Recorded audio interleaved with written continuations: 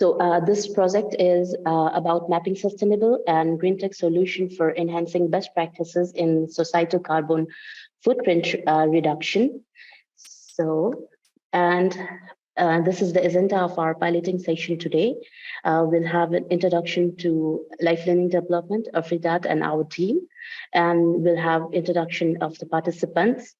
And after that, we'll have a small project presentation. We'll talk about what exactly this project is about.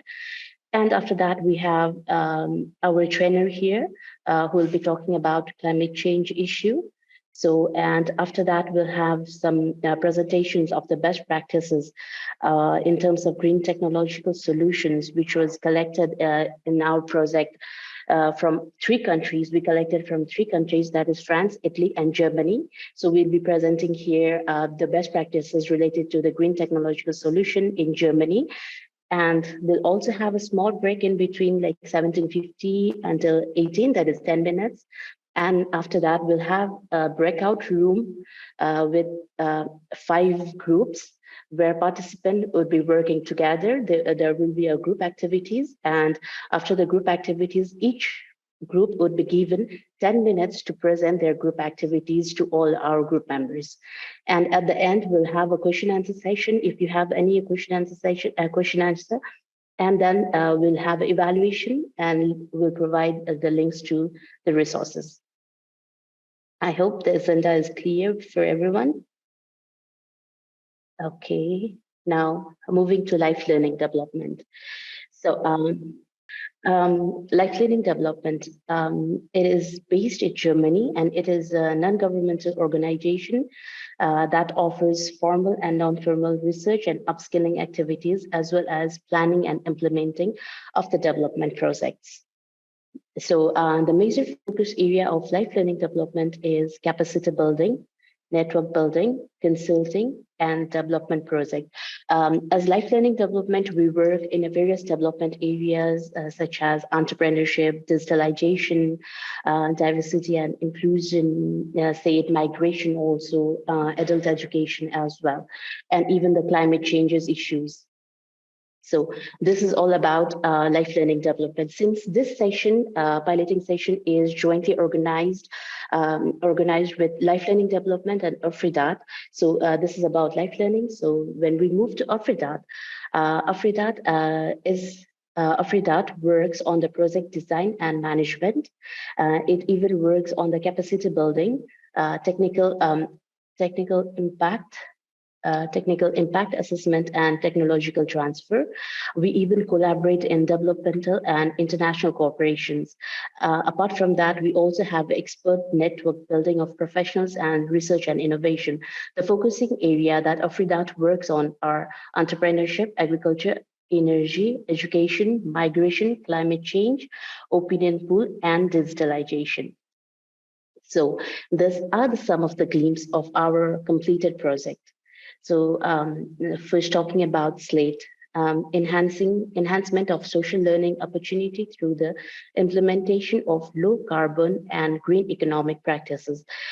This was the project that was jointly organized, jointly conducted by 4 partners, that is Afridat, LLD, and 1 partner from Italy and the Sweden. So in this project, what we did was like we were able to develop a handbook that is related with the societal, that is related with the low carbon and green economic. If you would like to read about this book, it is available in our website as well, and even our platform Same Connect as well. And the next one is empowering youth for climate advocacy. This project has like 2 phases. The first phases was and the first phases is already finished. Now the second phase we are going to conduct it in the 12th of August. That would be a bicycle rally. And the next one is the net zero emission, and other is social entrepreneurship model. And the next one is the same synergy for adult migrant entrepreneur journey. In this project, I don't know, I feel whenever I talk about life learning development or Afridat, I always talk about this project because this one is one of our output that this project had is one of our best output, I would say. So in this project, we developed a platform where a like-minded people like us could connect, could network each other. And in this platform, you can even get the resources available related to all the topics that we have in our projects. And the next one is enhancing diversity management and inclusion in youth work. So these projects were the projects that we had completed, but talking about the ongoing project is like social growth for circular fashion, breaking gender barriers through youth work. You can see this training course is going on right now. That is from 19th July until 27th. So we have even the next phase that is from 15th of August to 23rd. And we have ProGender, Exit, and the next one is Emfrau. This project has also been one of my my project that I had given my 100%, and I would like to share with you as well. So it is empowering migrant women for job insertion. So here in this project as well, we have been able to develop a guidebook which can be used by everyone who wants to come and work in a European country. So we have provided all the details about like what are the things that you need to have when you're applying for a job. So like building your job toolkit, selection process, all the processes from your start until the end. So for this project as well, we have a mentorship session which is going to be conducted online on 3rd of August. If any one of you are interested to join, you're also welcome to join this mentorship section as well. So this is all about our projects that we have. So my main intention to explain the project, explain some details about our project is just to show you that what Life Learning Development and Afridat, what are we working on, which area of a development project are we working on. So if you would like to contact us, if you'd like to know more about our projects, our works that we have been doing, then you can follow us in our Facebook. There are lots of video outputs that we have in our YouTube as well. Anyone who's interested to learn more, you can even subscribe us. So this is all about Life Learning Development and Afridat. So now, moving to myself, introducing myself, I'm Natasha Shrestha, and I'm originally from Nepal. And I came to Germany for my master's studies, and currently I'm living in Germany. And I work as a project manager in Life Learning Development. So my motivation to join the piloting session is, this piloting session is to explore more knowledge about the green technological solution that is being applied, that is being adopted in various parts of the world. So I'd like to request everyone, I'll take the name of you all so that you can also introduce us. Just a second. So when you introduce yourself, please let us know your full name, your country of residence, where do you live, what do you do, and your motivation to join the piloting session in just a sentence. Yes, okay. Should I start with Dr. Hussein Abdulhai? Hello, good evening. Thank you very much, Natasha. Yes, I hope you can hear me well.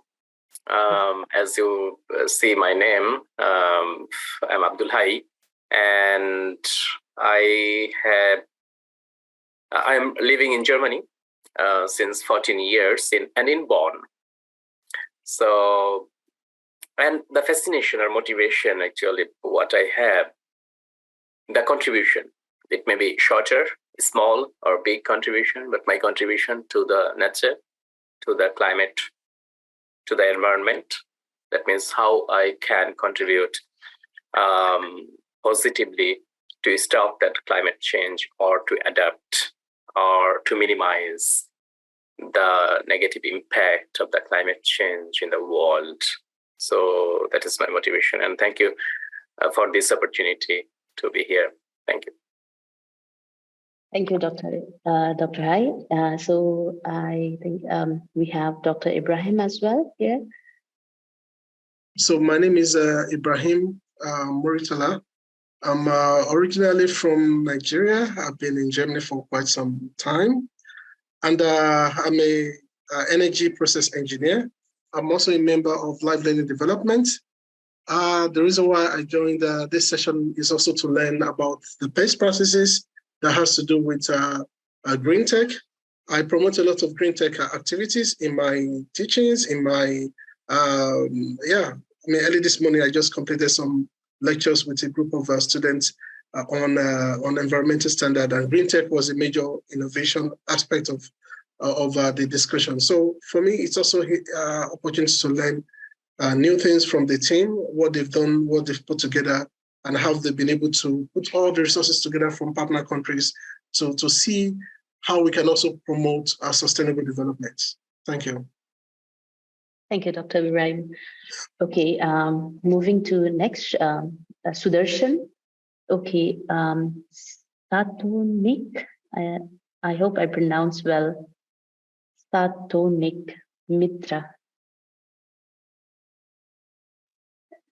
So, hello everyone. My name is Mitra. My family name is Nichte. I am a resident of Germany, and so for many years. And so I have started a startup. The name is Saturnic. You can see that, and it's a green startup dedicated to green technology for separation of microplastic from water and wastewater.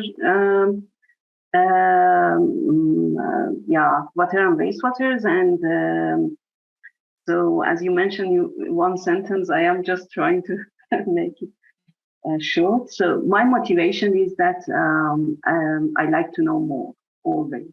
So as a scientist, I am always curious and I like to know more.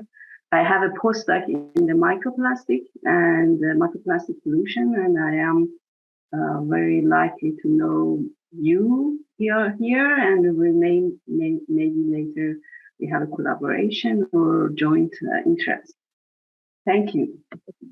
Okay, thank you so much. Good to know about you. And yes, we are, to let you know, like we are also open for collaboration.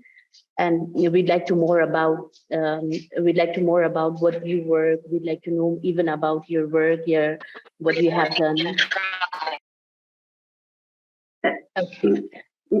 You asked me to more explain, or I? Yes. I wanted to know, like you said, you have an organization that is working in the plastic recycling, isn't it? Yes, it's a microplastic, and we started about maybe about 2019. We have filed several patents. And we develop a technology that can separate microplastic. It's got a lot of project from European project to a different incubator of the circular economy and so on. And we are now in the scale-up process. We have a funder that help us to scale up the device. So we are somehow in a stage of 8. For those who know the scale-up process, it has a 9 stage, and we are now in this between 7.5 or 8 as a mark of progress. And we are searching for example, the investors or things like that, marketing, and now our focus is more like that. So very, very nice to see if there is a possibility of collaboration or with the other organization. I'm always open to that. So I am also the CEO or CEO of the Saturn. So you can also reach me directly through my LinkedIn or my website is saturnic.com. Okay, is it possible if you drop your website in chat so that each and everyone can also go and see, we also can see it, we can save it for our future collaboration as well? Of course, yes, with pleasure, yeah, sure, I will do that. Okay, thank you so much. Okay, now we move to the next one. So we have Christabel here. Christabel, could you please introduce yourself to us? Okay, hi everyone. Well, please, I would like to off my video because of the network here. My name is Christabel Okeke. I live in Nigeria and I work with Afritat, and also I assist in project management. My motivation to join the pilot session is to learn more about the different best practices and how to positively impact my environment with the best practices. Thank you. Okay, thank you so much, Christabel. So we have here David. Okay, if not, let's move to the next. Rima, are you there? Hello, everyone. I am Rima Boral. I'm currently residing in Germany. And what I'm doing is like I'm struggling. I'm in my struggle phase. So I will not like to mention about that. And then why I'm interested in climate change topic is that I'm actually writing a thesis on the topic. So wherever I see the topic climate change, I just apply it, and then I just join I just join the all this session.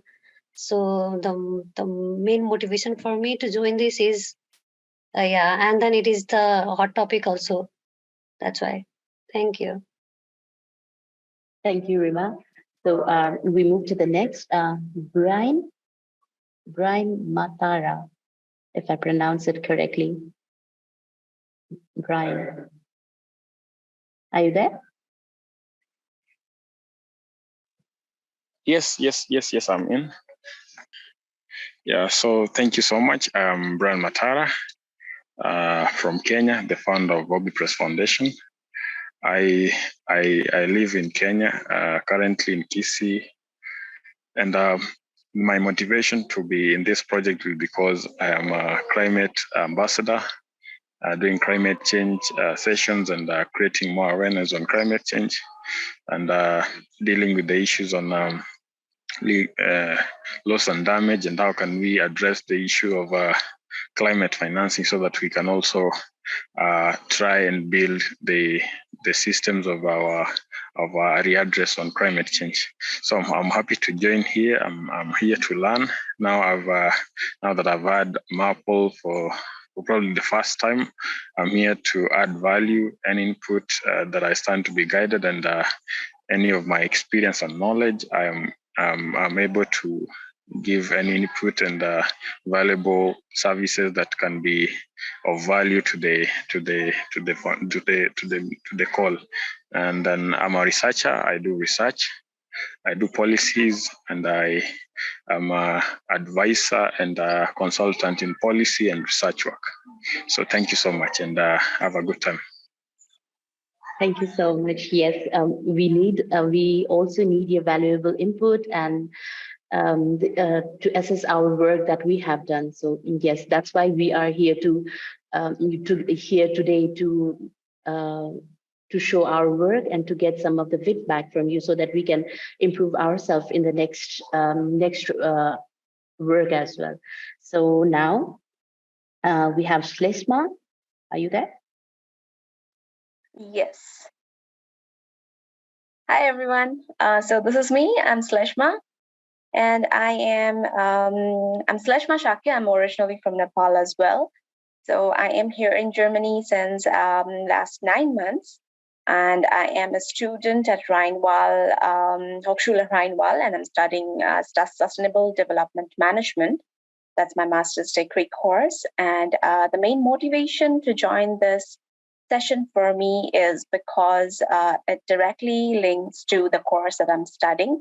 And the second motivation I would like to say is to build up the connections with the people here around, because we all are from the same, maybe the same motivation or maybe the same content that we all are dealing. That's a sustainable development towards it. So for the future connections and collaborations, and maybe to know more people around. Yeah, that's my motivation. Thank you so much, Natasha. Thank you. Okay, can we have F. Hussein? Hello, am I audible to you and everyone? Okay, Yes. my name is Mohammad Farhad Hussain. I am from Dhaka, Bangladesh, but I am a full-time professional in textile and leather goods manufacturing sector. And besides, I am a running student of Brandenburg University of Cottbus in the Environmental and Resource Management MSc program. Basically, I participated in the several workshop program organized by LLD previously at the last year, such as the SLAT program and others too also. So I am very fortunate to give me the chance to attend this special multidisciplinary workshop, which is basically will cover up the sustainable and mapping sustainable and green tech solution for the future, considering less carbon emission. So as a textile and leather goods engineer, my motivation to participate this workshop that the carbon footprint and the carbon emission, these problems are very related to my sector, the fashion trade. We all know that. So I think by participating this workshop, I will be able to enhance my ability and knowledge how European and the first world country like Germany, they are doing sustainable practices towards less carbon emission. Thank you so much. Thank you so much, Hussein. Nice to know that you have always been in our part of in all projects. Yes, I remember you from our last project as well. So hope to see you again in our another projects as well. Okay, so we have a message from here, Gooskin. I don't know I pronounce this properly or not. So he cannot talk because he's in a noisy place. So about him, we can read it in chat. So we have another here, Sherigni Mustafa. Okay, simple Mustafa. Are you there? Hello, everyone. My name is Mustafa, and I'm from Senegal. I'm a student in environmental sciences, and I'm happy to be here. My motivation is to learn more about solutions against climate change and learn more about solutions that lead to sustainable development. Nice to meet you, and thank you. Thank you, Mustafa. Nice to meet you as well. So, Devish, are you there? Okay, I see they are not here. So maybe now we move forward. So let me again share my screen.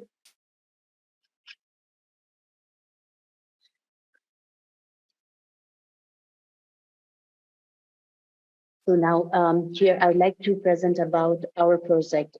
I would like to provide only the basic information.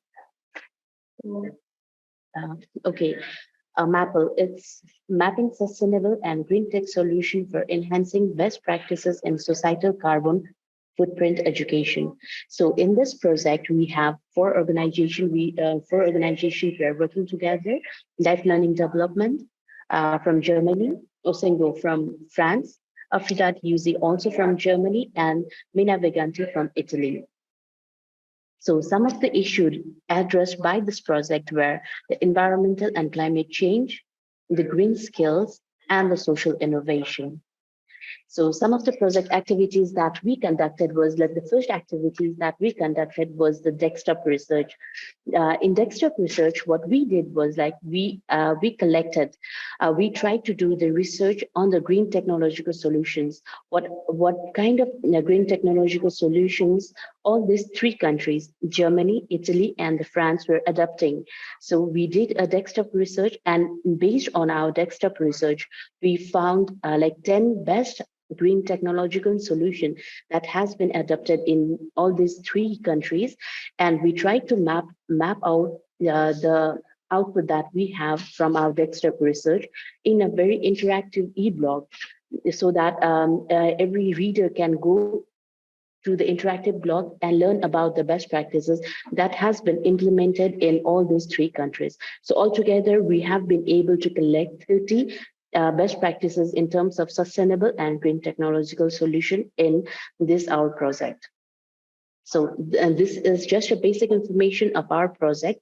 So if you'd like to know more about our project, I would also share you our website link. We can go there and you can get all the updates of our project. So, but we'll talk about the best practices later on. This is just the basic information of the project that we conducted. So now, for moving forward, I'd like to ask our speaker, Dr. Hussein Abdul Hai, to talk about the climate change issues. So the floor is yours.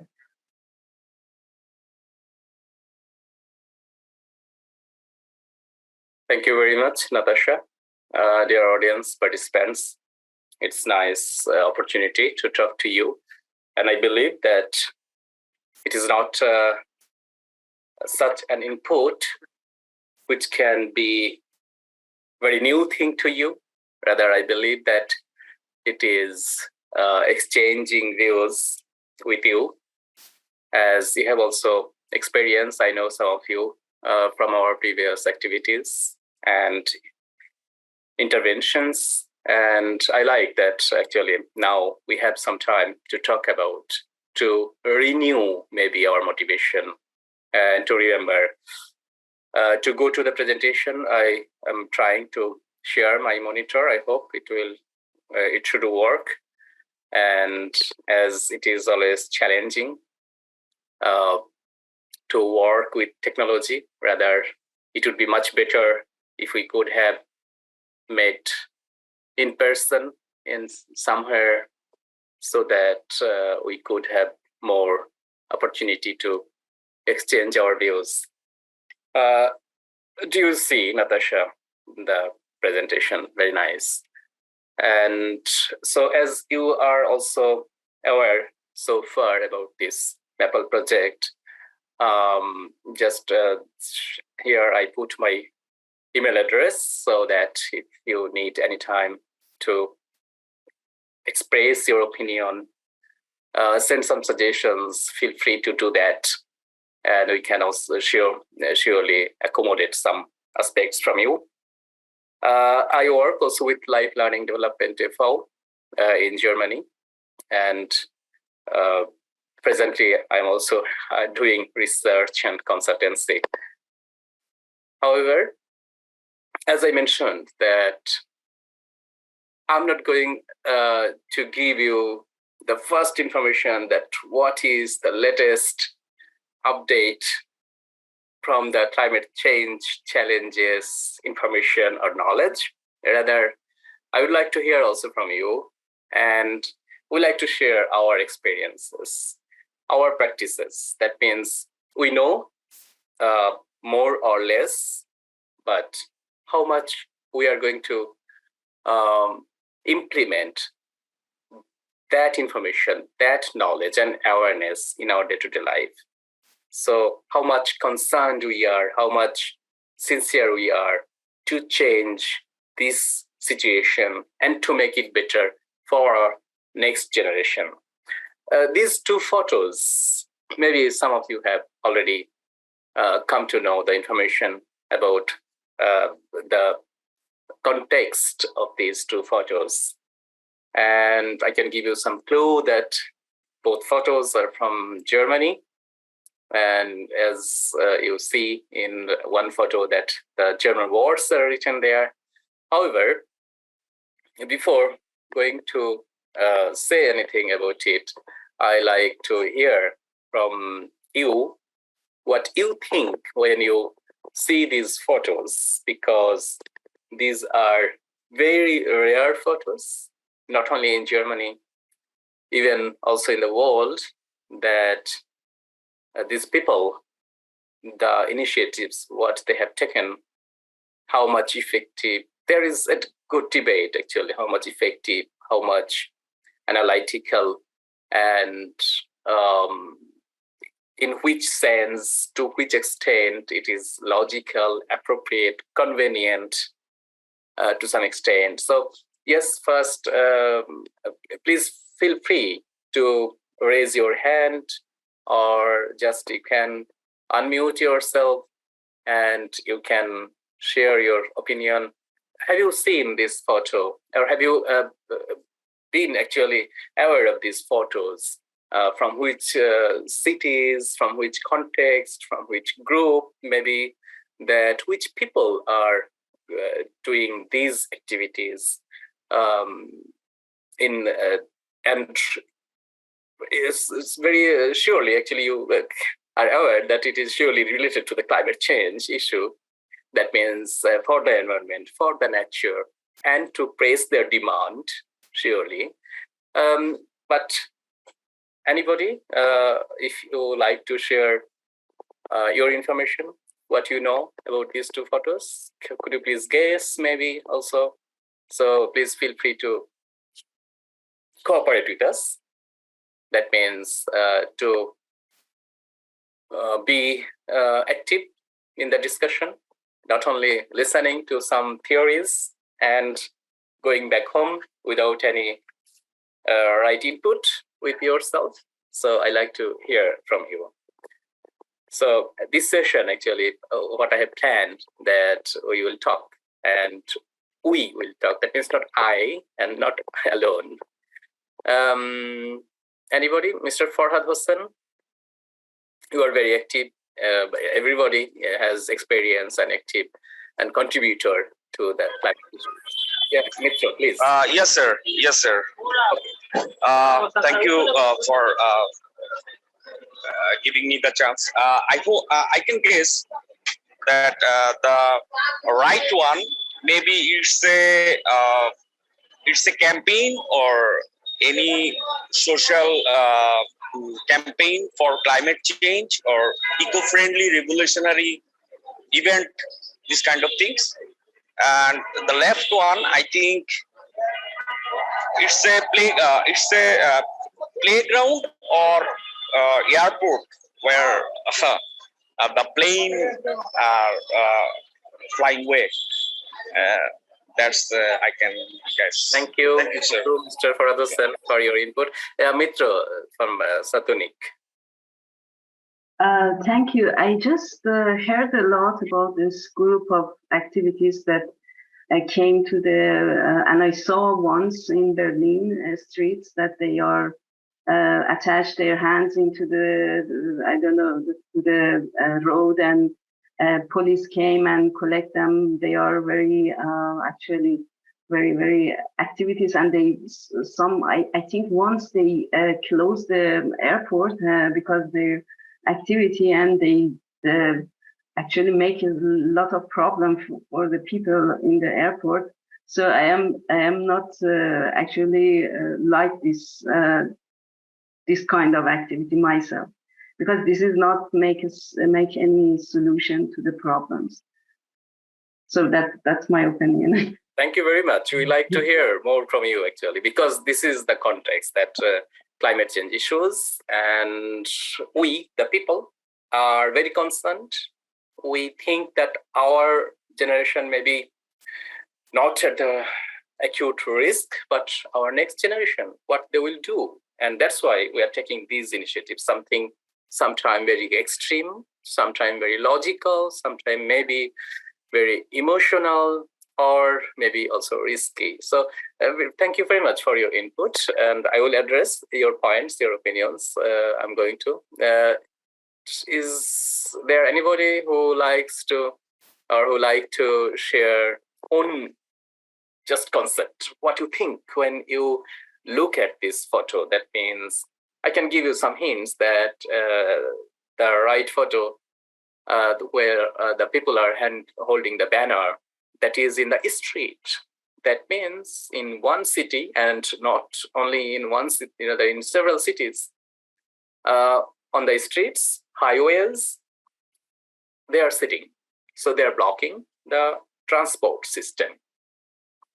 And yes, as you have mentioned, that yes, Mr. Farhad said second time that yes, it may be the airport, right? It is airport. And Mitra also mentioned that yes, from the airport, this photo. Is there anybody else who would like to contribute or to share any guess, any point about these two photos? I like to offer this opportunity, but yes, it is not necessary that just now we have to share your opinion. That you have also some time. Actually, in our next slides and in my next points also, I like to take your points, take your suggestions, comments. However, these two photos, if I clarify this point, the group is called Last Generation. In German, Letzte Generation. So they claim themselves and they believe themselves that they are the last generation in this changing world. And after this generation, the world will not be suitable for any living being. So not suitable, will not be suitable for the human being. So our next generation cannot exist, as some of the people believe that dinosaur doesn't exist now. So extinction, we believe that extinction happens to some extent, to some places and in course of time. So this last generation believes that this is the last generation who are living in the world now. So we have to do extreme thing, extreme step and initiative so that the world may remain livable place for us, for the people who are coming. So yes, Mitra, you said almost rightly that they attach their hand with the street, with the highway. Even in the another photo in the airport, they also entered the airport, crossing actually the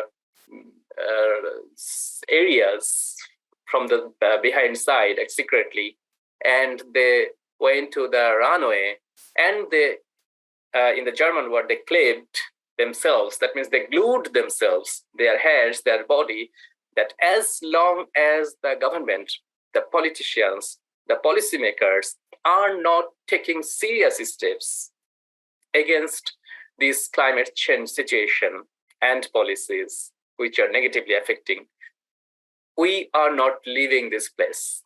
That means the street, the highways, the airport, they like to glue themselves, and even sometimes they are wounded, sometimes bleeding happens. We have actually many photos, many videos from their works. So that is another discussion, whether this activity, this intervention, logical, how much effective, how much convenient. So in my next photo, probably this photo is much known to you and much acquainted with the scenario of the world. Yes, I should say displacement of the world, of the people, of the human beings. Anybody likes to share the opinion, what you think, how you can connect it or relate it to the climate change, either causes or impacts? Do you think that is this photo related to the scenario and situation of climate change? Or what do you think actually? You can also guess if you don't know this photo, surely. And yes, Davis, yeah, please. You can probably introduce also, Davis, shortly. Yeah. Your country of residence. And Good evening, everybody. Sorry, I wasn't available at the start of the event to introduce myself properly, but I'm Davis Dena.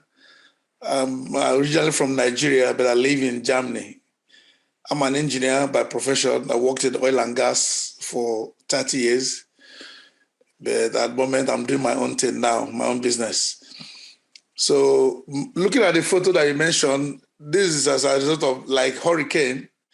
The that create the problem for a particular area. These are the debris that I left behind. I can see some of, a lot of household stuff scattered or littered all over the whole place. It could be as a result of maybe wild wind, the hurricane, natural disaster that happened in certain area that moved most of those things. That's what I'm seeing at the picture. Thank you very much, Davis. It's quite okay that you are introducing yourself, and it's fine that you shared your opinion. Yes, Mitra, I saw your hand. Yeah, please. Yeah, I don't know if I exactly found it, but we have several. It is somehow my expert about the plastic pollution in the water and ocean and something like that. I see something like a garbage disposal in the ocean or sea, and now with the waves comes to the beach, maybe. If I am right, because this scene can be seen many times in many countries. There's a lot of plastic pollution and garbage around the beaches. So it is very difficult to say which accident caused this, but in general, definitely plastic is a very important issue right now in all countries, and we are just addressing a little bit of it in our company, but this is a very huge problem. Thank you very much, Mitra, for your input. Shleshma, I see your hand, please. Yes. So with this picture, it reminded me of one of the movie scenes. I forgot the name of the movie, but the movie was all about where the Syrian people traveled all the way from the sea route to enter to Germany because of the political situations that was unstable in Syria. So there, once they arrive the border and they leave the boats and the life jackets out there. So I believe this is a similar thing with the picture where the people just travel from the sea routes and enter the Germany border, and they just leave out their life jackets and the boats and just they throw it out there. So yeah, I believe this picture directly or indirectly reflects to that situation where it pollutes the environment and also the sea life. Thank you very much, Shleshma, Davis, Mitro. Anybody else like to share any opinion? How do you conceive, or maybe your conception that which can be related to this photo? Maybe from which sea, from which ocean? The items, yes, it is rightly. Most of the items are made from the plastic we see, and these are colorful. Most of the pieces are colorful, but also white. Some aspects, some debris is there. Surely, it is actually a heart-rending situation, and it is terrible. The background information behind this photo. But yes, if anybody else likes to share any idea, otherwise I can surely. And I hope that Davis, probably it is your old hand. If it is, then I'm going to talk about it. Or if you like to add anything, surely you can. Yes, Serine Mustafa, please. Yeah. This picture reminds me of the plastic pollution in the ocean, and that can lead to the extinction of the loss of the species in the ocean. Thank you very much. Yes, I'm very happy that actually most of the people are willing to express their opinion and knowledge and information. It's nice if it is very active participation, but surely, Natasha, if I am too late or I am behind the time schedule, then you can remind me also. However, it is very important actually why I am sharing these photos with you. This photo is, yes, related to plastic. That is, in one way, it is correct. But behind the photo, there is much deep and very pathetic story that, yes, probably Sleshma or another participant probably related it to that it is related to the people, migrant people, displaced people, maybe because of the climate change, impact of the climate change, they are leaving their own countries. So there may be some climate refugees. From my background, actually, from my analysis as a journalist and researcher also, I have seen the background of the migrant people, that why they are leaving their own countries, home country, motherland, sometimes because of the negative impact on their own lives, own households from the climate change, climate hazards, but sometimes also because of the economic interest. That means for the betterment of their career, for study, for the betterment of their economic situation. But on the one hand, this photo is related to the cause of the climate change impact. That means the people are not leaving their relatives, family, and owned homeland only for the economic situation, rather also their climate refugees. But on the other hand, this is related to surely the plastic issue. That means this is from the Mediterranean Ocean. That means, and this photo is not a rare case, rather it is very common almost every day, almost every week, that people are trying from some so-called the global south, global north countries. That means to the global north, that means that for the better opportunities from the south to the north. That means from some Asian countries, like from some African countries, the people are taking this risk in their life. Even they're dying also. Almost every week, we see this information from the IMO, International Organization of Migration, that the people are taking risk from Greece or, the channels actually to cross this deep ocean to come to Germany or to come to any other better economic country. And they cannot sometimes cross the water body, or they can sometimes. They are rescued also from some groups. But in the shore, in the sea beach, these products, these plastic products are remaining also. That means on the one hand, this is the result of the climate change impact. So it is one-sided, it is from the cause, and also it is impacting also negatively, that if these plastic, and Mitro, I saw your website also that you work with plastic and many of our participants, plastic products, when it is going to the water, and probably that 500 years it takes to be resolved in some way, but it's still as microplastic, it is also very actually affecting negatively. And probably you have also heard that from the scientific research, they assume that after 50 years, more plastic products will be in the water than the sea animals like fish. And fish will eat this microplastic, and we are eating also fish, and how we are actually harming our bodies, our health. However, I'm not remaining in these photos only. I'm going to my next slide. So my question to you, why should we cry on this issue? Should we? Who are going to suffer from it? And also my third question to you, who are responsible? And actually after getting the answers, your response, your experience and knowledge to these three questions, I like to go through some very basic, some data, but which are also maybe known to you. But I like to hear from your perspective, from your experience.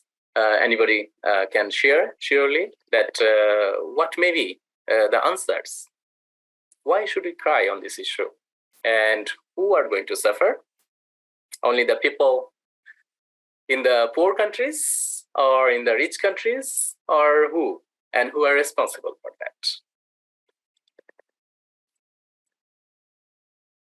Yes, sure, you may raise your hand either digitally or in person. Yes, Shleshma, probably you can start and then we can go to Mustafa. Okay.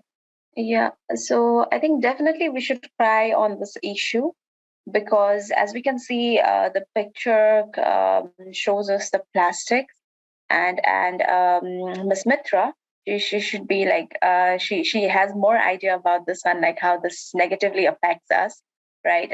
So maybe correct me if I'm wrong, but yeah, the plastics are non-biodegradable to the environment, right? And which creates diverse effects to the living beings and the planet itself. And the live example that we recently have faced is COVID, I would say, right?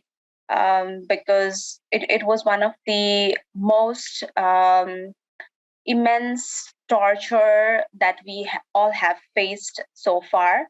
And we have been in our lows during that time, staying all at home, doing nothing, just being helpless. So the people that are responsible, I would say, is us itself as a human, right? Because we are the ones who should be able to take care of our planet, so that we should choose one of the sustainable ways to run any kind of business or maybe any kind of other activities that should also benefit the planet and the environment. So yeah. Thank you very much, Shleshma. Probably say Mustafa, you rose your hand, or anybody else?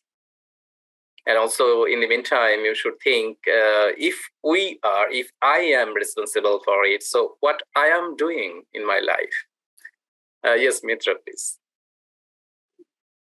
I think all this issue is real and also sad, but I learned to fight for what I needed.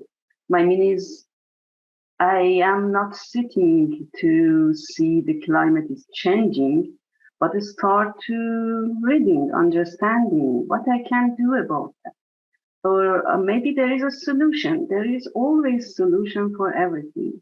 But from the basis, what's happening in this planet definitely started from when the industrialization is developed and people left the farmlands and start to go to the cities for a job and for the money and for the better position.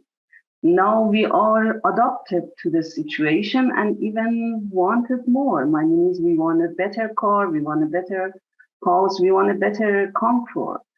And so it makes it a part of our lives, and it is a very difficult situation to say between the modernization and the situation that is happening, what we can do about it, or what I can choose between two. It is very complicated. It's outside of my mind, because I am not the expert. There are many philosophers, I don't know, people like you, and they think about that and study about that. But it is what I see. It's very how to say complicated, and increasing the population is another problem. So we also have a challenge in the future for water supply and clean water. This is not very far from many countries. Between maybe 50 years or 60 years in the next, we will see the problem switch to the water supply. And then we will see the crisis is more. So we have to be in the rush to solve one by one this problem. And so we try it, or we do our best. I don't know. Thank you very much, Mitra, for your opinion. Yes, anybody else from the participants? Yes, I believe that our reminder or responsibility for our activities, for our practices and behavior only increase, only change when we think that I am responsible. If I think that I'm not responsible for any fault, for the sufferings of the people, I don't think that I will change myself or my behavior. So, dear participants, my colleagues, my friends who are here, actually you see that very few of us are here. That means not 100 people, not 200 people, but this climate change is going to affect all the people. That means 500 billion people. That means all the planet, the whole planet is going to suffer. But we probably are very few people, very sincere about it, very active about it. That's why I am interested to listen to your points from your opinion and in your own views and on ours, so that you can also share. And it is also our responsibility that we have to share these points and knowledge information with our family at home. That means not only talking in a big session, in a big seminar and conference, rather this issue, I believe that climate change, we have to do from home, from myself, from ourselves. And that's why actually I asked these questions to you. If anybody else wants to share any feelings, surely please feel free to share. Otherwise, I'm going to the next slide, and surely you might have some opportunities to talk. As we have seen that to some extent, actually we have only given hints that to some causes and some effects, but these are only the words here which are related to our lives. That means in this slide, what we see that rapid industrialization, who are doing that, who have done that, this industrialization.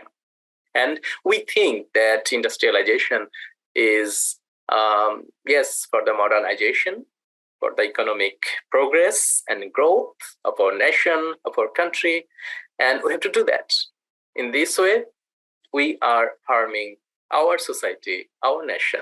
That means almost, if you analyze this point that causes rapid industrialization, energy consumption, I think that I have to not explain all these terms, agricultural practices, that means actually bad practices, using pesticides and more pesticides and maybe chemicals, also deforestation, consumer practices, that means ourselves, what we do at home. In this point, I would like to mention that only the politicians, only the policymakers and the government cannot control it, because we are consuming the products at home. We are deciding whether I should go or we should go with car or with bicycle. We will switch on the heater now or air cooler now or not. That cannot be controlled by the government. Rather, our conscience should control it. And that's why I feel that only the policies cannot change our behavior. Rather, our feelings, emotion, and understanding, and knowledge, information, awareness can have more impact. Livestock, transport, resources extraction, and pollution. These cause climate change. And surely you know that for these causes, that means every cause has some effect, and consequences. So it is also visible now, and more visible nowadays, that rising temperature, rising sea levels, although we don't see it, we cannot measure it as mass people, but we know from the scientific research and findings that it is rising, and when it will rise more, then it will also flood some of the lands where people now live, and they cannot live anymore.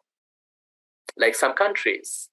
And actually, I'm originally from Bangladesh, and there is a risk from the scientific research that to some extent, some areas of Bangladesh will go under the water after 50 years, maybe, or maybe earlier or later.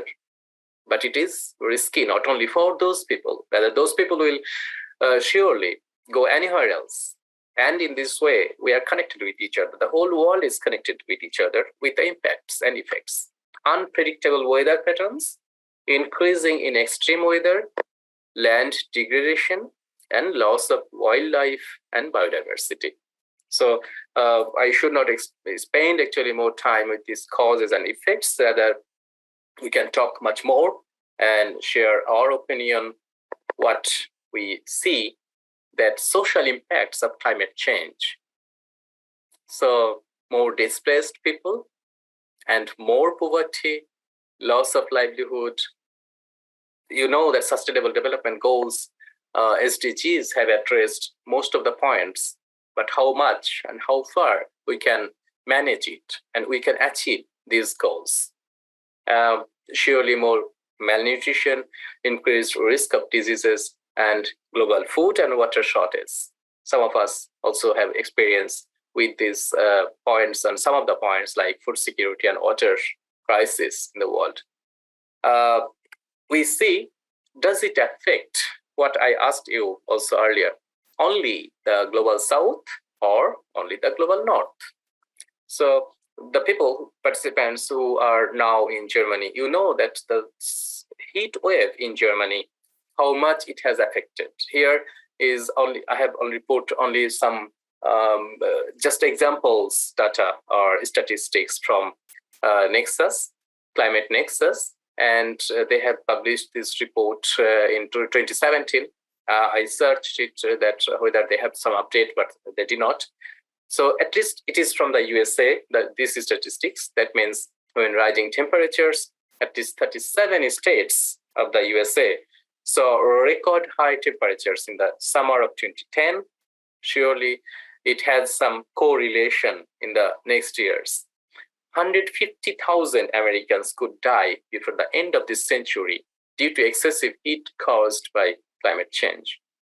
And yes, if you are interested, surely I can share the link of their Climate Nexus report, and surely you can guess in which situation we are. That means whether only the south or only the north are going to suffer from it. 7,415 deaths are attributed to excessive natural heat from this 10-year time, 99 to 2010. And also children, the elderly, and the poor are more vulnerable to heat-related illness. And you know that which related diseases and impacts actually are coming from the heat wave. If anybody wants to share own experience, surely please feel free to raise your hand anytime, or also after, I think in a few minutes, I can complete my discussion or presentation, and then we can have some time to talk.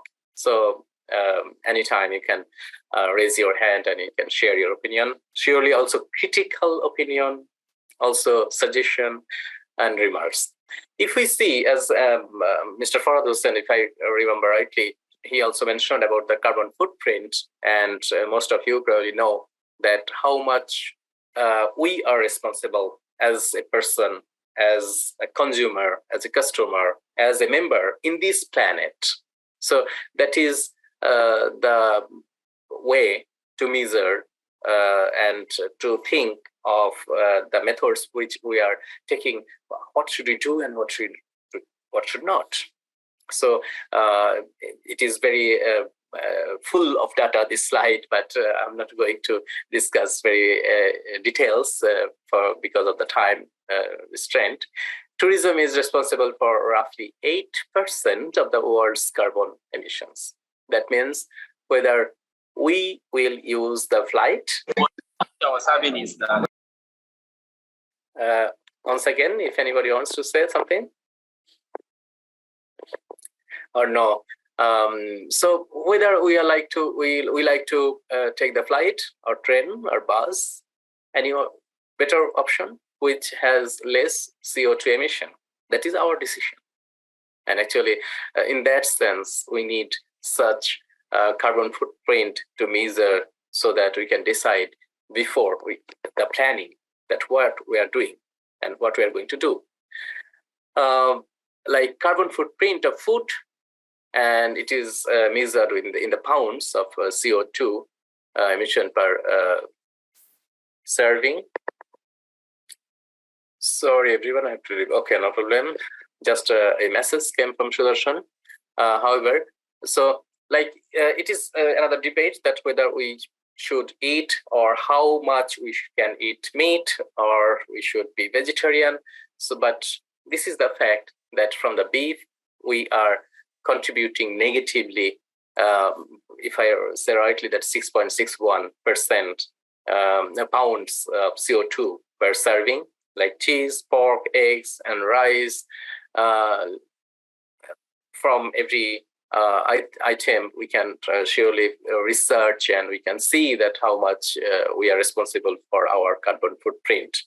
We're using as much ecological resources as if we lived on 1.75 Earths. That means we have only one Earth, but we are using in such a way that we have many planets. We have many Earths, planet A, B, C. So we are not taking care of the measure that how we can minimize the use and we can share it with the members of the planet, with other members. Taking a train instead of a short flight could reduce your emissions by 84%. So surely if it can help us to plan our next tourism or next working plan, that means working travel, working trip in other way, in climate friendly way, probably that is the benefit from our discussion today.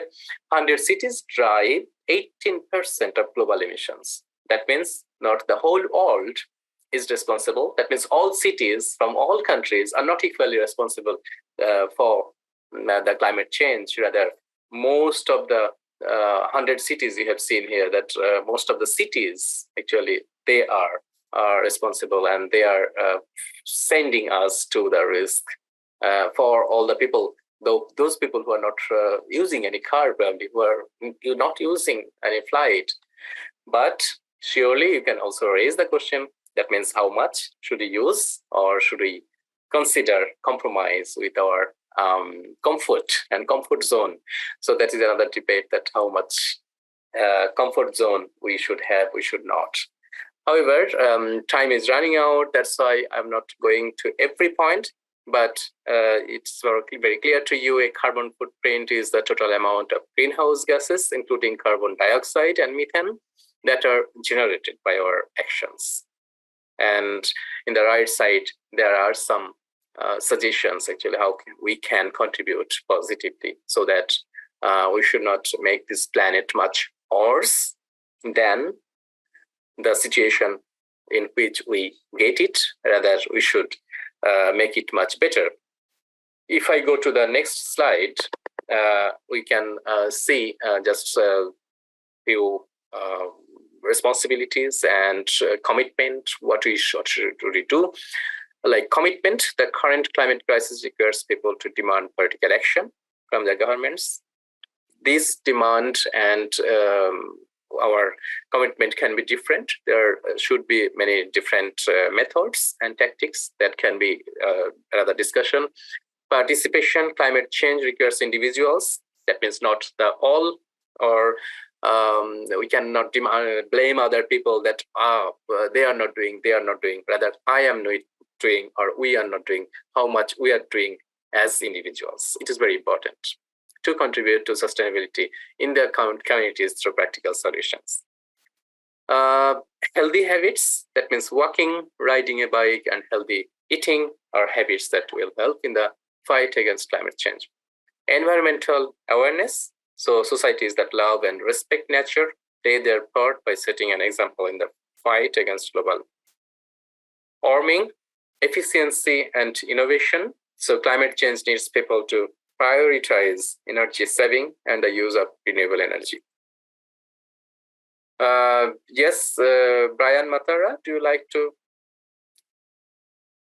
say something just now?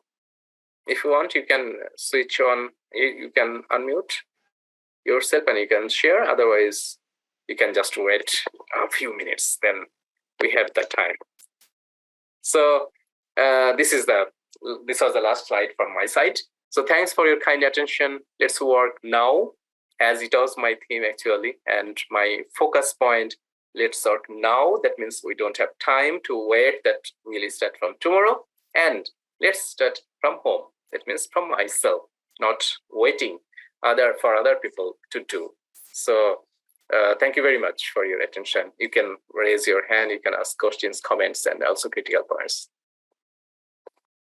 Yes, thank you so much, Dr. Hai. It was really informative, and I really liked it, the way you involved everyone to at least give their contributions.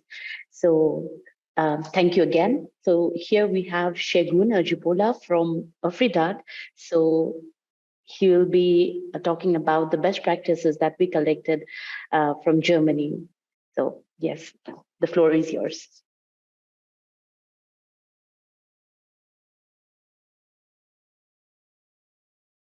Thank you, Natasha, for giving me the floor. And good evening. Greetings from Germany. Greetings from Bonn and North Rhine-Westphalia.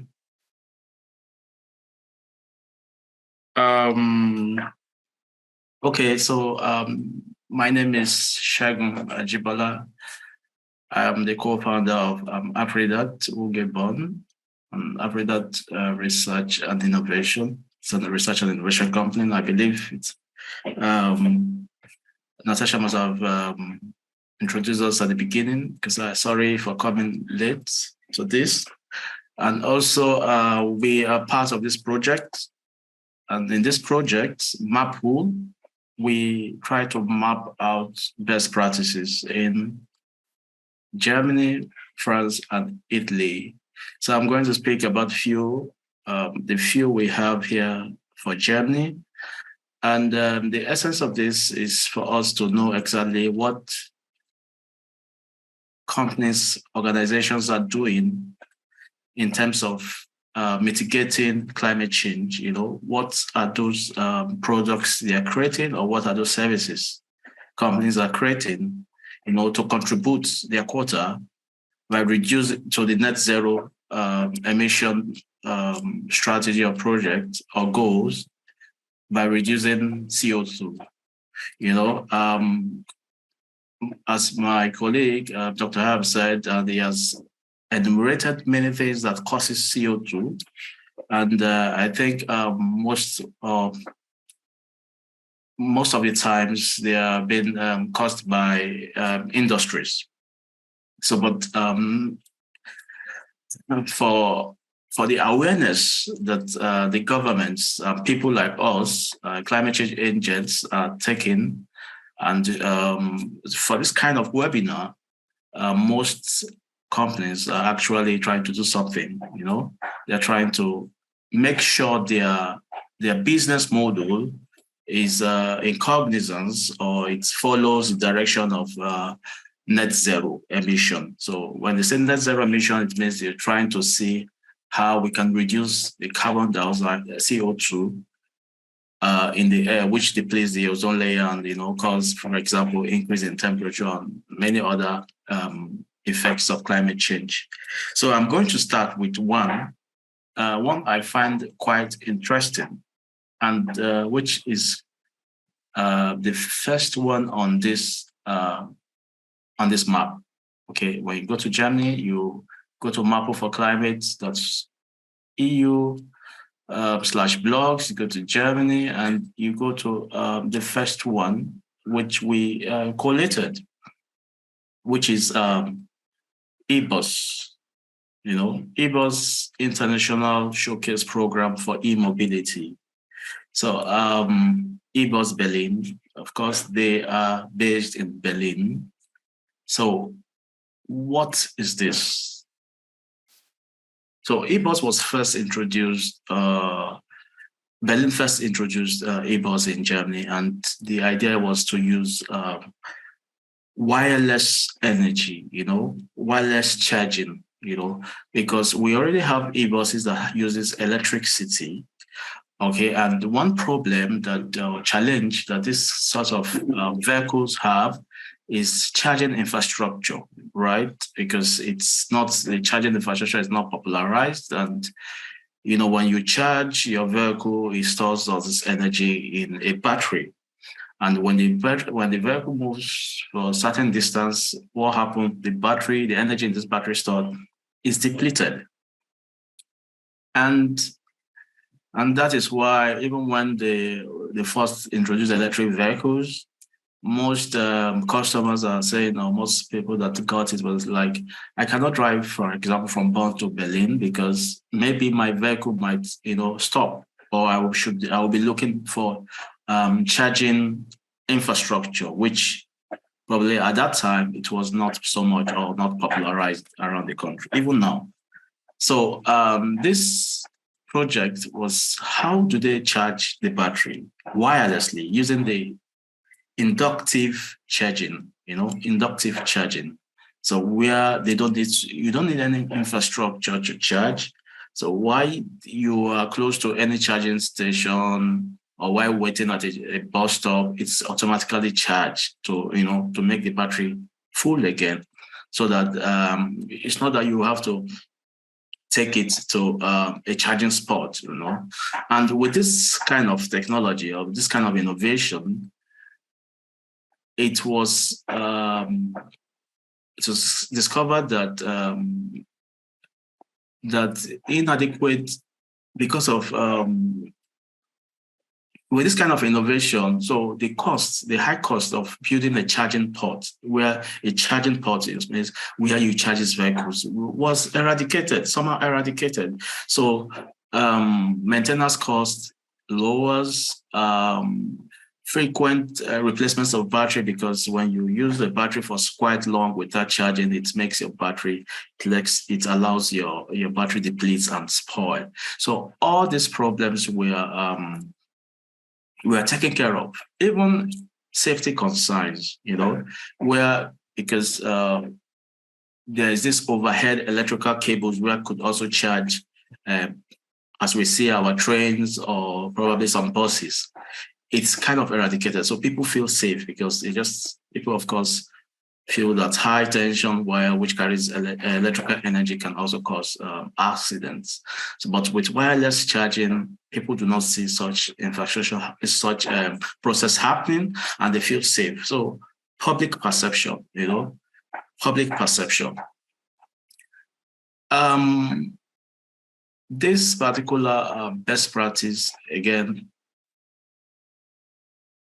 in summary, reduce emission of CO2, right? And it's kind of sort of a low maintenance facility. Energy requirement is low, and it also have long life. It means the battery has the ability to live longer than usual.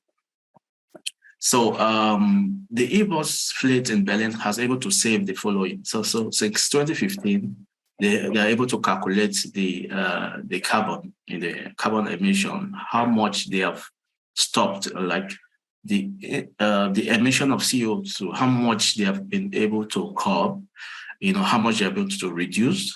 And it's also with this, they're able to calculate the quantity of diesel that if you use your conventional bus, right, they have to, how much or what is the quantity of diesel that they did not buy, okay? Because when you burn diesels, it contributes to the emission of CO2. So they are able to calculate, to assess if what they have done since 2015, makes sense, So they are able to reduce and quantify the number of CO2 that was not emitted into the atmosphere, So they made also this analysis, and they brought that this 5 kg of fine dust from 131 cars in a year was reduced, Certain liters of diesel was also reduced, The annual output of 261 cars, they quantified with this, to be able to show that the technology they have introduced in the market makes sense and contributes towards net zero goals. So we also collected another best practice, and this best practice is about green. It's about green city solution.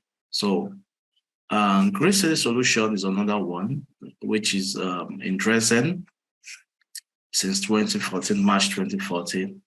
And this is just, it's talking about air purified moss. So this is a moss. A moss is a non-flower plant that has no roots, but it can grow, it can also grow on walls, right? And with the air purifying moss, combined with some sensors and analytics solution, with AI, they were able to use it to purify the atmosphere. And the moss plant is able to capture fine dust that is being generated from vehicles. So when you move your vehicles, there are a lot of dust, that enters the atmosphere. So with the moss technology, they are able to capture and purify the air. So they capture this dust and purify it. So in a nutshell, the moss technology is like a biofilter.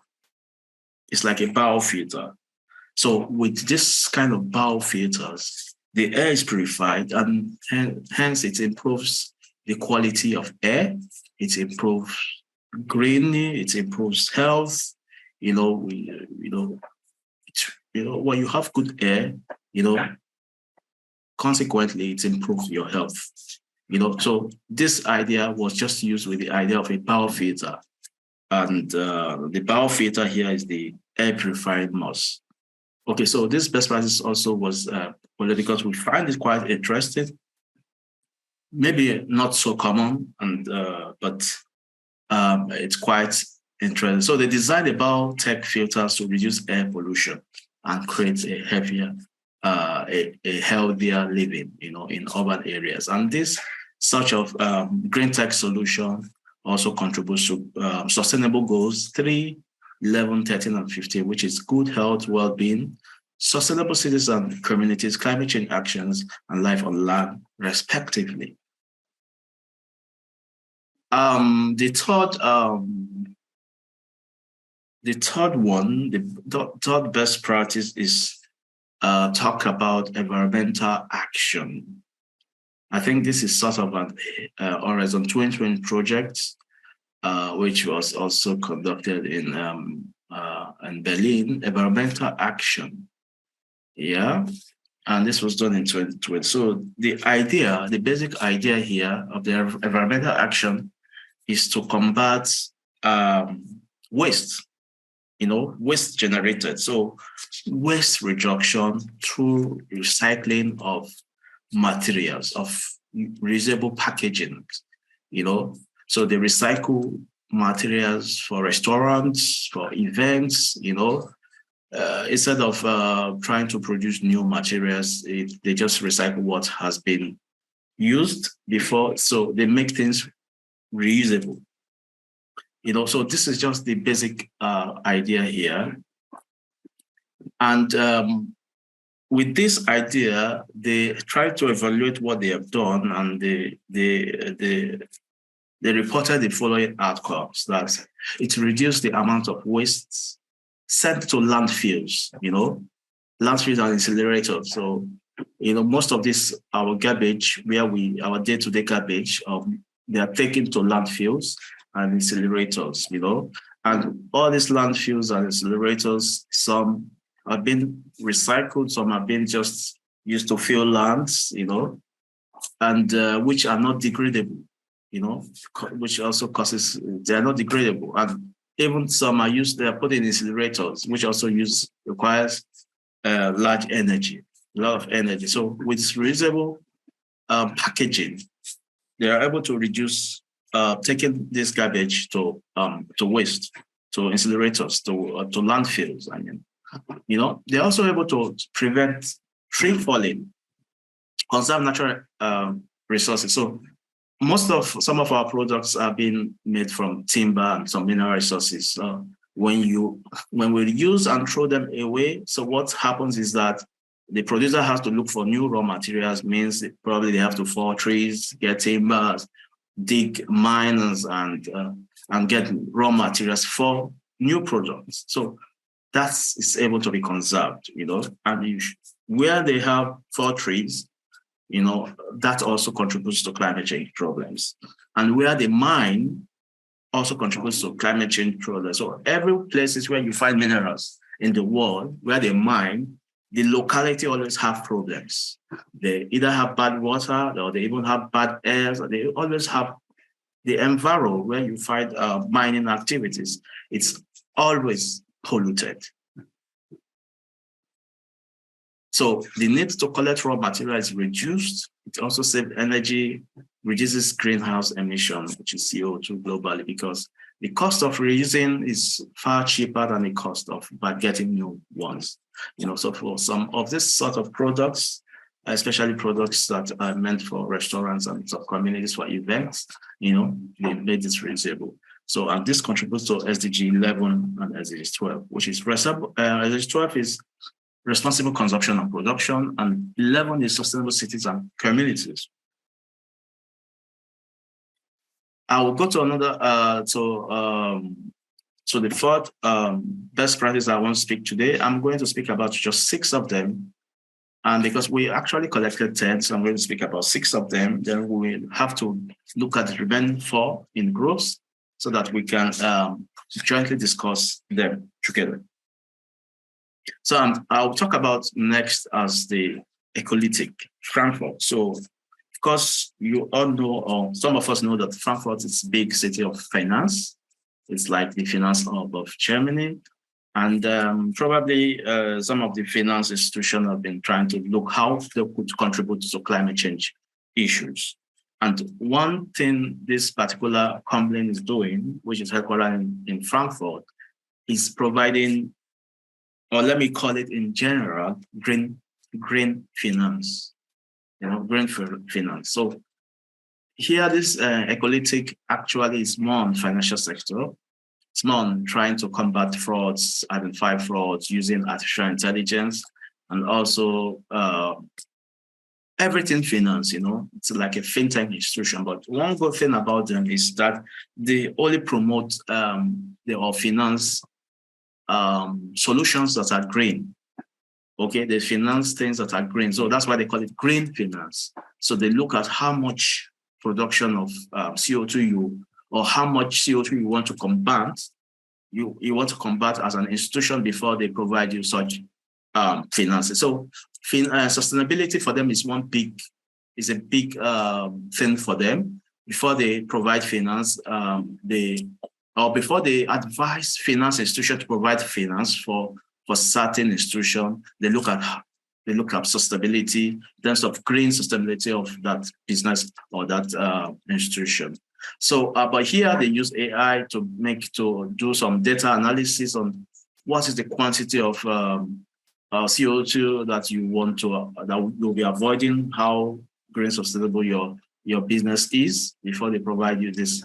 Or they advise they advise banking institution to provide you this loan if you want to seek for a loan. So this is the idea of the ecolytic contribution to sustainable efforts, to climate change issues.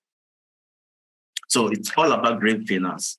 So the idea for mapping out this green tech solution is for us, the participants, to be able to think about green, think about sustainability when you want to start anything, be it you want to start a company, you want to participate in any project, any activities, you have to think about sustainability, how to reduce how to reduce CO2 greenhouse gases and contribute to climate change mitigation.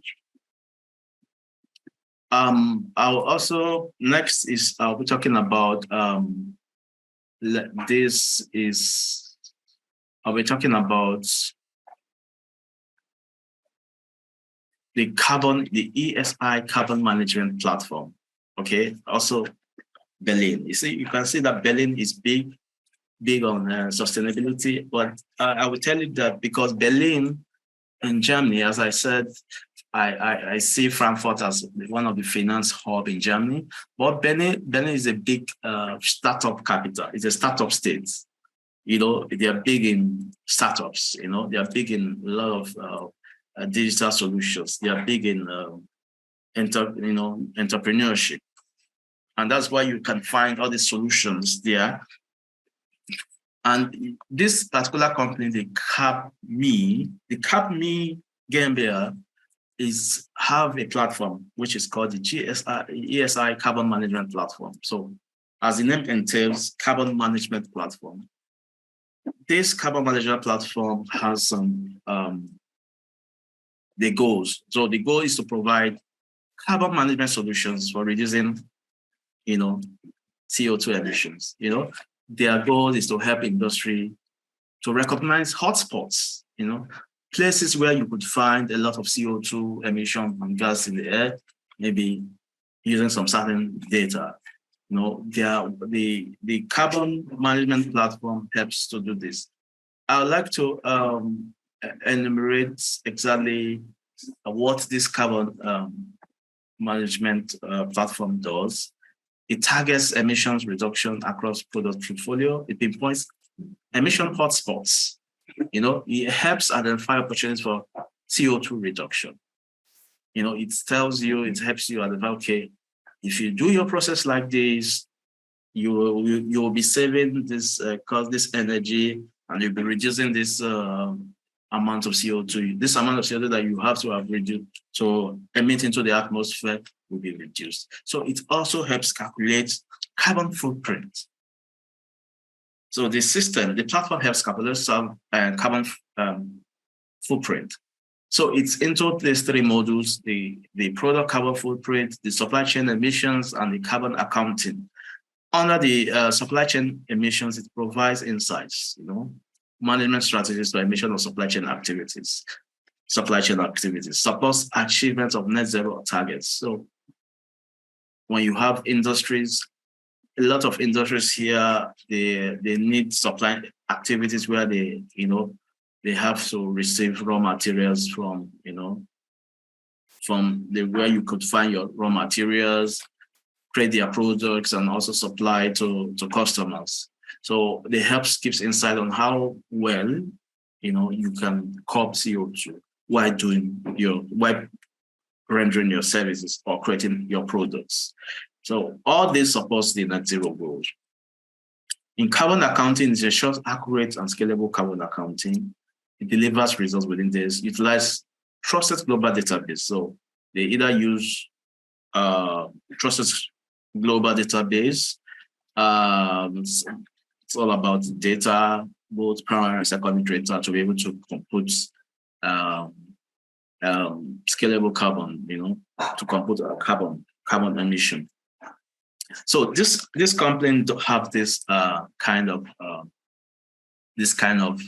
solution, which is a great one. It tells us that we can also borrow from them if you are trying to provide a service. As I said, you think about how you want to mitigate climate change issues. If you have a service, if you think about how to mitigate climate change issues, it means that most of the time you will be able to access green financing. People will be able to listen to you more, as far as today is concerned. The last one I want to speak today is the best practice 10. I just want to skip. From 6 to 9, I am going to 10. This is about Monique's Green Tech solution, which is a renewable energy and energy efficiency. This Monique's RE Green Tech solution provides necessary protection backed by, of course, Monique. So renewable energy.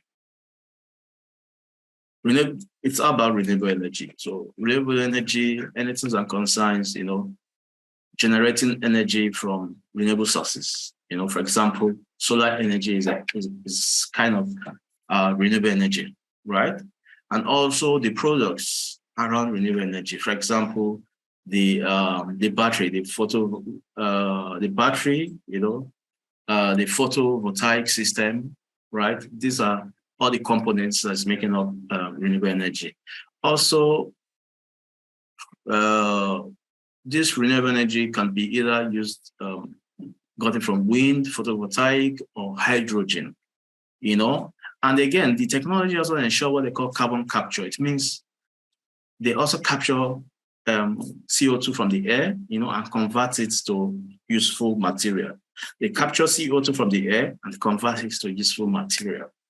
So this is what this Monique's RE Green Tech solution does. Not only providing services that covers renewable sources, also renewable components and accessories. It also has technology that captures the CO2 from the air and converts it to useful work to other, you know, services and products. So this is quite interesting, and of course, these are big manufacturing firms here, and we think they have actually contributed immensely to the reduction of CO2. So all these best practices that you can find on this website, MAPU. It's there already, so it's left for us to go and exploit them and try to understand them. But the idea here of this particular session, pilot session, is for us to be able to give our feedbacks, because it's a pilot session of this project. We want to hear feedback. We want you to also explore this best practice. You can find the best practice here. You can explore. If you click on France, you can see for France, but we are considering Germany here. We have others here that you can look at. And I think probably the next phase here, Natasha, is for us to be divided into groups and choose like some best practices, and for us to speak, you know, because this pilot session is also need to be interactive, you know. So we need to discuss about it and tell us what exactly you have seen that can be added to what we have collected here, and so that we can integrate your feedbacks, you know. I think I am done presenting best practice. Natasha, thank you for giving me this time to speak to the participants. Thank you, Segun. It was really interesting to see all those best practices regarding green technological solution in Germany. I also want to share one experience that I had, since I had information regarding that moose, and I am in Bonn, and I saw that the green plant that you were talking about, I saw that in the main station in Bonn, Bahnhof. And I was so amazed to see that it was so big and it looks beautiful as well.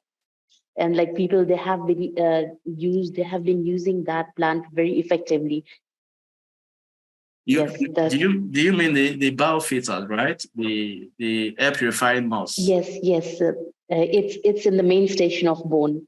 So yes, if anyone have a chance to visit Bonn, then you can also see it in the main station. In fact, some of these air purifying mouse also, they add some sort of Wi-Fi there where you can also connect. They make it like, apart from the primary aim, which is to purify the air, they also have some accessories in it where it could make it quite interesting. It has a beautiful scene, and it also has some, you know, Wi-Fi where you could just connect and sit around that environment. So,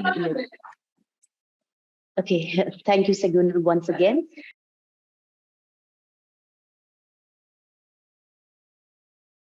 So now I would like to ask. I will divide you all into two groups. Like we'll have at least 5 members in a group. So we would be divided into 2 groups, where one group would be looking at the best practice 6 and 7, whereas other group would be looking at the best practice 8 and the best practice 9. I've already dropped the website link in the chat box. So using that link, you can assess the best practices. Can you all see if it works in your side or no? The best practices with the link. Yes, it works. So there will be two groups. So what you have to do in your group is like you'd have to see what are the best practices related to. You have to discuss on the best practices. Like for example, group 1 would be discussing on the best practices 6 and 7. They'll have to read that. They can even do some research, like what are the information that the best practice that we have collected might be missing. So we'd like to know your feedback on the best practices or the information that we have collected on these best practices. So you have to identify the information that was not reported on the assigned best practice, and that should be reported. So this will be one of the small group tasks. So I'll be making I'll be doing a breakout room for each with 5 participants. And I'll name the group as group 1. So remember, group 1 would be doing best practice 6 and 7, group 2, 8 and 9. Yes, please. I have a question about, I have only the one website appear from, you mentioned there is 2, yes, 2 website addresses. I am just having one. If I am wrong, I don't know if I understood you correctly. We have only one website. When you go in the website, there you can see the best practices, or you can even go to the blogs. There you can see Germany. Or should I share the screen? No. I think it's correct. I just misunderstood about the 2 addresses, maybe. Yeah, I'll go. Yeah, thank you. Okay, I hope everyone understood what we need to do. Oh, really? Yes, please. So you will be divided into 2 groups, group 1 and group 2. Group 1 is responsible, like you need to go to the website that is in the chat box. When you open that, you have to go to the blogs and you'll get the best practices. And group 1 is responsible for the best practice 6 and 7. Group 2 would be responsible for 8 and 9. So what you have to do is you have to go through the best practices that are available in the website. And when you see that, like you have to do some research regarding the best practices that are available there and see that what are the things that we need to add more. If it's okay or not, you have to do some study on the best practices that we have collected. And you have to present it to us, like present it to everyone, like what was the best practice about, what are the sustainable development goal that has been able to meet with the best practices, what are the things that can be done to make the best practices better. So we'd like to know about your ideas as well. I hope it's clear. I am opening a map that you mentioned in the blog, yes? In map as well, if you go to Germany, then you can open all the best practices as well. Okay. And so when we click the mapper in the Germany, we will see some links, different links. Yes. And then we should click on them, or? Yes, when you click on them, you'll get the best practices. The document. So yeah, no, I see. So is it okay if I have a breakout room now? Okay.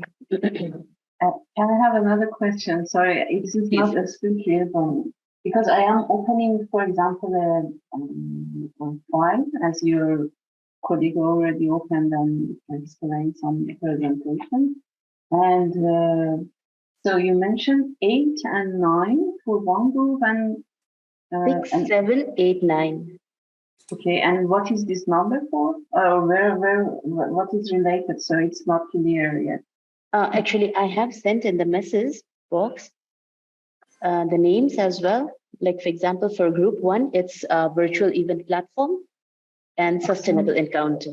Yeah, right now I can see that. Or maybe let me send the link as well. So the links are also in the chat.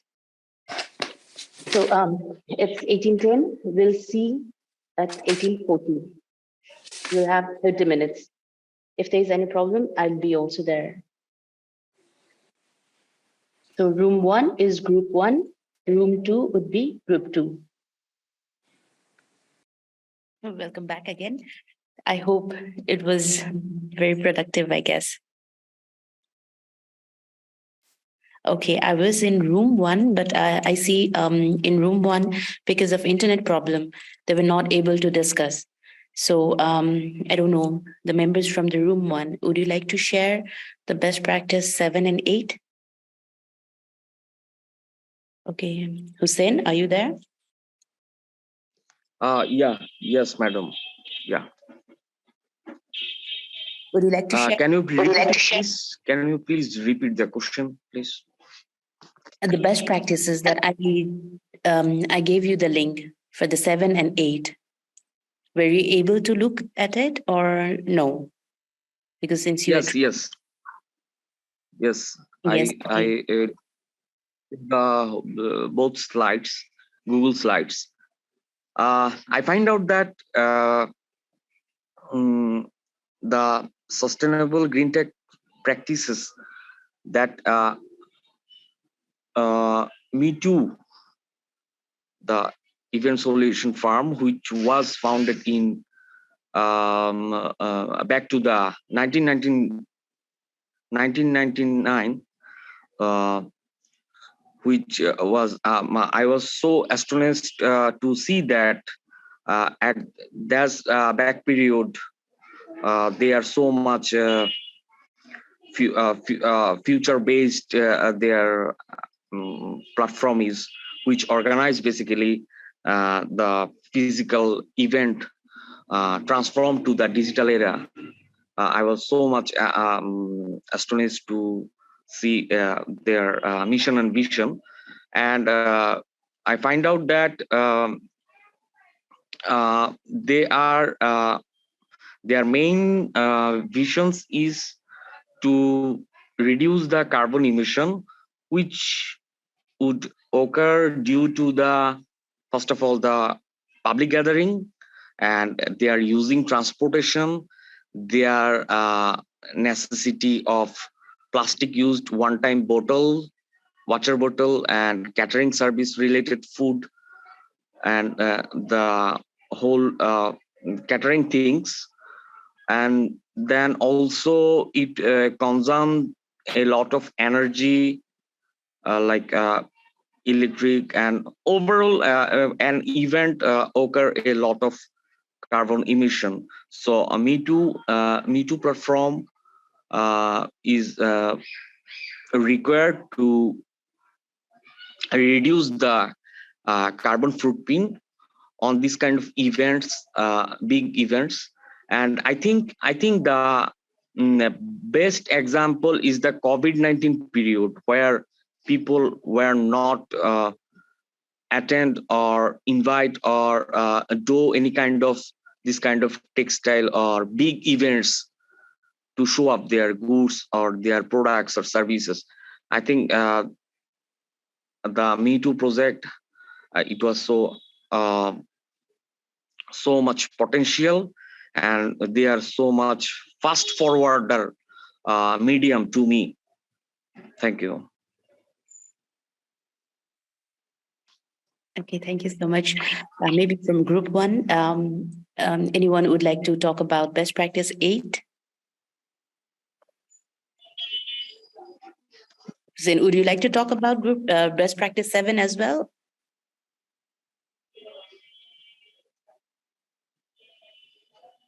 Okay, then I think we should move to group 2. So yes, from group 2, as I see in Mrs. Sleshma and Mitra will present the result from the discussion. So yes, the floor is your group 2. So I can start with a short summary for the people that don't know what we talked about.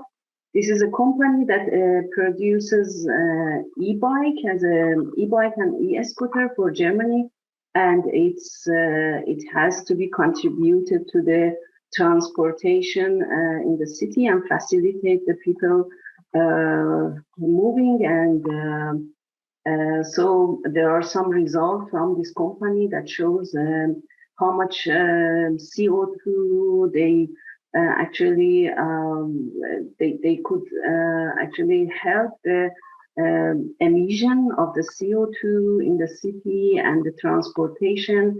And they also said that the products are recyclable and the battery can be charged by the company and so many information. But the lack of, you mentioned that best practices that not mentioned here. So I was talking already, and I will start again. The first is a safety and regulation for these devices. It is not mentioned here. So if accident happen for the people, or there is any legal things behind that, because in Germany we know everything is so strict. So there is no legal and legislation behind the using of this instrument. The other is the parking and infrastructure, which is not defined in the city map. So the bikes or scooter are just living in the street or, in the walking way, and they falling down in the way of people. So there is still lack of this problem. Maintenance is not mentioned. So the public awareness. So people have to know how to about this using these devices, how they consider the traffic rules when because the speed is a bit higher than the bike. Still, there is a confusion about for the accident that it's happened by them, and people have to be learned or should be get some information from this company. The other is that partnership with the local and municipality. So, for example, this company should share some data with the municipality that they can use it for the arrangement or management of the city. So this data also is not provided here. Again, data collection and analysis, I can say. So they have to bring some graphs and info for the authority to show how this system is work, and give some information about that, about its efficiency, about how it's work in the peak hours of the city, and people learn about that.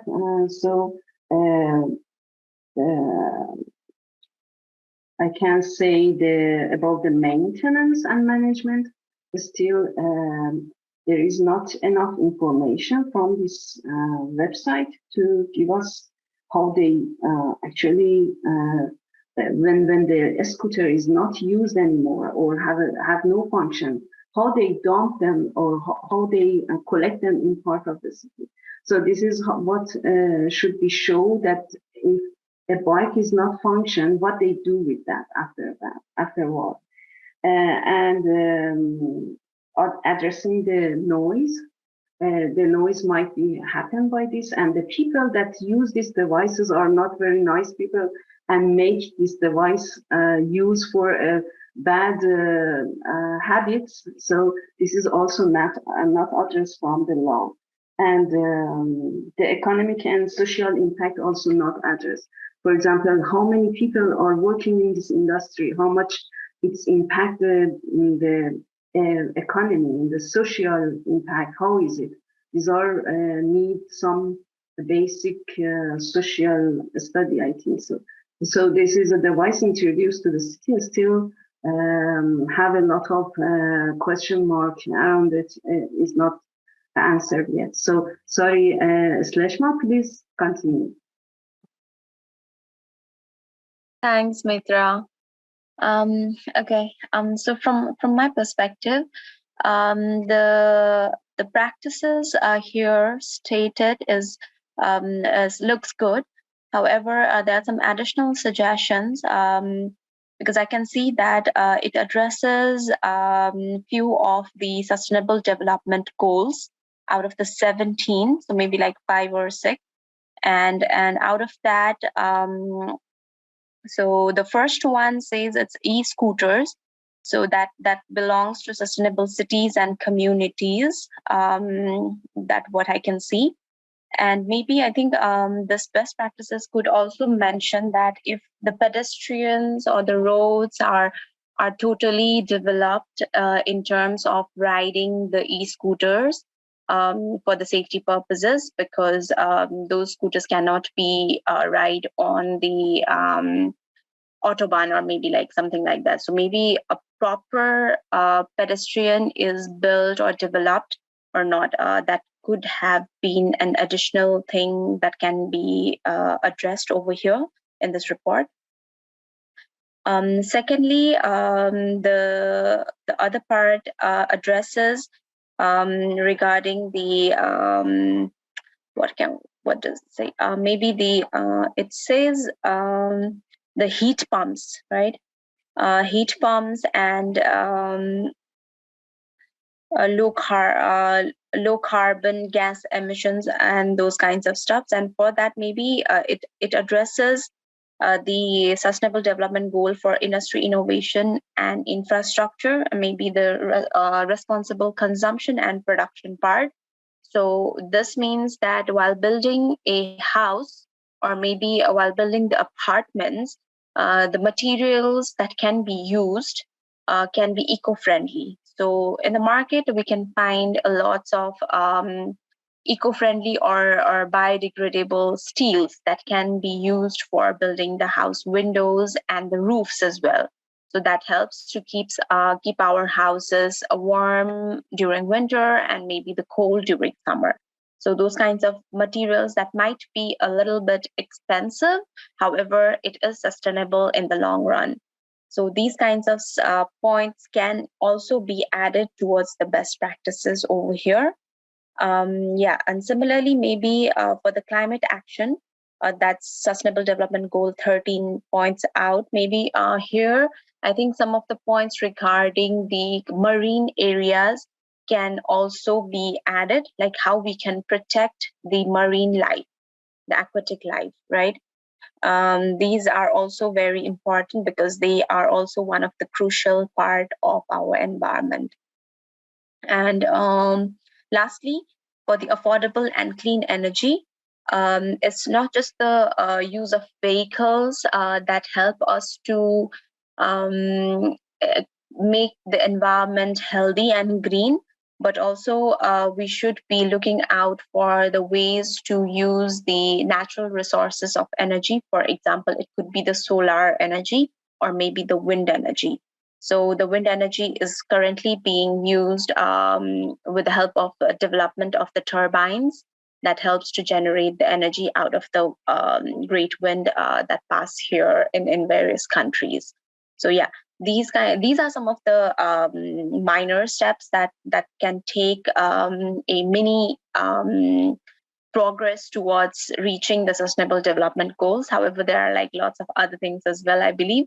So yeah, not taking much time, I think I'll pass it over to Natasha. Yeah, that's it for group 2. Thank you so much. That was really a good suggestion. Yes. And I would like to inform you as well, like in our MAPL website, there you can see its blog and practice. So, so when you go to best practices, there you can see the France, Germany, and Italy. So there you can see when you go to Germany, there you'll find a detailed best practices which are not included in the blogs. Like for example, in blogs we have only very limited information. We have included only very the important information. So we try to make it very to the point. So and the detailed informations, if you want more detailed information, you can go to the blogs and there is one whole document. In that documents, you can find a bit more information compared to the blogs. And yes, thank you for the suggestion. We will try to incorporate all your suggestion in our best practices and try to refine it more. So do you have any questions or any other suggestions for us for any improvement?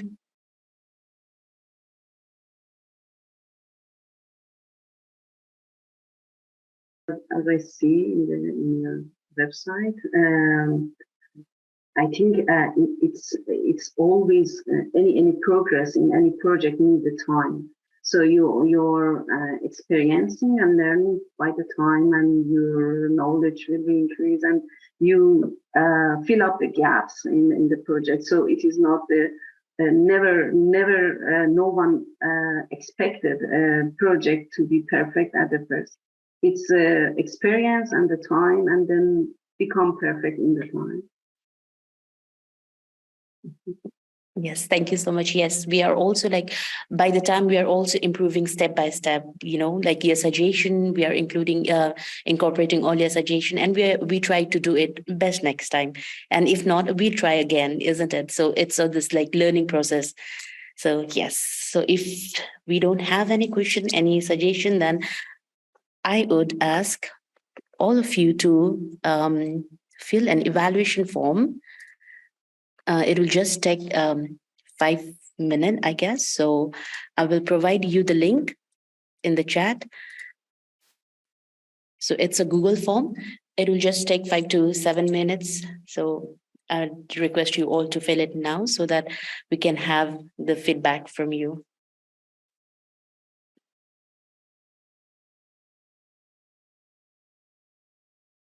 Okay, I think we have all the evaluation, and I really appreciate your time, the time that you have given, and the feedback that you have provided. I hope to have such effective workshop, effective online piloting session with you all again in our upcoming project. So if we have any upcoming projects, I will surely email you about all the updates and the information.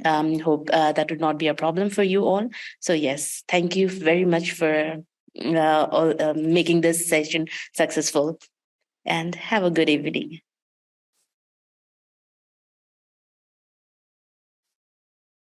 So much, all of the presenters, mentors, and especially Natasha ma'am, to you. Thank you so much. Okay, then have a very good evening. You will receive your certificate within 1 week. Certificate of participation. Yes. Okay. Okay. Bye bye, everyone.